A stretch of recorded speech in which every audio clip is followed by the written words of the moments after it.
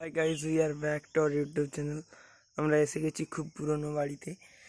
দেখো, আগেকার সেই ছিটে বেড়ার ঘর, যেটা খুবই ভাঙাচোরা হয়ে পড়ে আছে। ঠিক আছে, আমি তোমাদের পুরোটা দেখাচ্ছি, দেখো ভালো করে। এ দেখো, মাটি টাটিগুলো ভাঙা হয়ে পড়ে আছে, দেখতে পাচ্ছেন আপনারা স্পষ্টভাবেই। জল জল পড়ে বলে পেপার দিয়ে ঘেরা হয়েছে অর্ধেকটা।